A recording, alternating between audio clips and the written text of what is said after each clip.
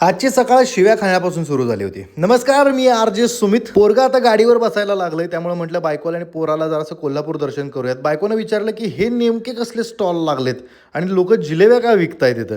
मी म्हटलं की ही कोल्हापूरची पद्धत आहे. दरवर्षी 15 ऑगस्ट आणि 26 जानेवारीला आमच्याकडे जिलेबी वाटून हा स्वातंत्र्य दिन आणि प्रजासत्ताक दिन साजरा केला जातो. तिथून आम्ही निघालो बोरणांसाठी लागणाऱ्या गोष्टी खरेदी करायला. पोराला विचारलं कुठं जायचं. पोरगा म्हटलं तिथून गाडी वळवली शाहू स्मारकला. कापा फोटोग्राफी एक्झिबिशन होतं. वांड फोटोग्राफी म्हणजे नादच खोळा. वाईल्ड लाईफ फोटोग्राफी, सण, बाकीचे स्टील फोटोग्राफी वगैरे सगळे प्रकार बघायला मिळाले. पोरगा आमचं वाघ आणि सिंहच बघत होतं. उत्सव मूर्ती असल्यामुळे त्यांनी माझा सत्कार केला आणि घरी पाठवलं. घरी जेवणाचा बेत लागला होता. आज स्पेशल मटण.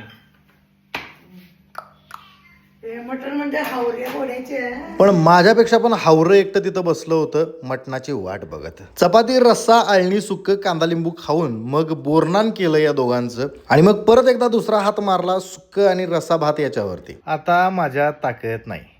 शुभरात्री. असा होता आजचा दिवस.